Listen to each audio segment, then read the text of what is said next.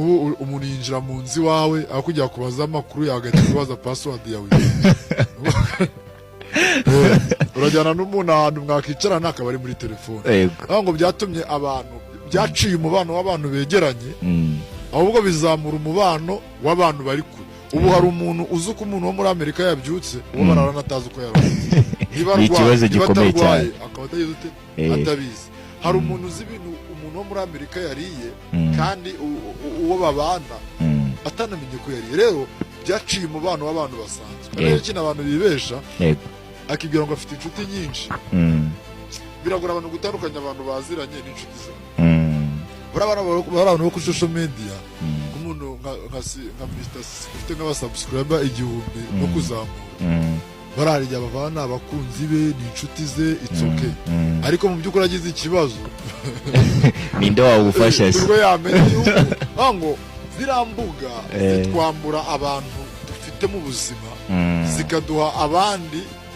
twita ko tubafite ariko mu by'ukuri n'igihe yego niyo mpamvu rero nka profile gusa profile zirabata yego rero hari uburyo bwinshi bwo kuzigobotora hari n'amasayansi yatangiye kwigwa y'uburyo umuntu yakigobotera ububata bwa social media issues so rero TikTok impamvu abantu bamara ayo masaha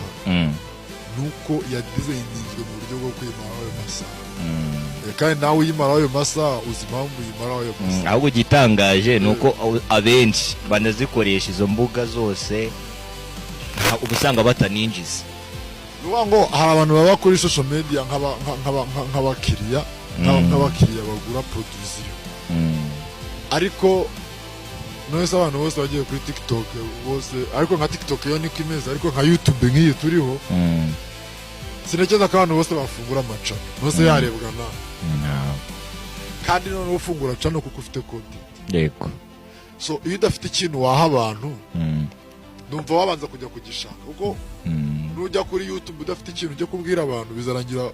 ugiye kwambara ubusa kugira ubone abakure cyangwa se ujye kwiyandagaza rero icyo ngiye numva kuba umuntu yaba ku mbuga nkoranyambaga nta musaruro asibyaza mu gihe utari wagira capacity n'ubumenyi bwo gutuma ugira icyo uha abantu yego it's better ko wazibaho ariko ukurikira ibiganiro biri positive yego bishobora kukubaka yego aho kugira ngo ube kuri social media platforms usenyuka ukabaho bikubaka kuko hari abantu benshi bagiye bahugurwa na social media ugasanga nk'umuntu wamenye ikintu kuri YouTube uko gikorwa ubushakashatsi bwakozwe information uzi ko muri purpose ya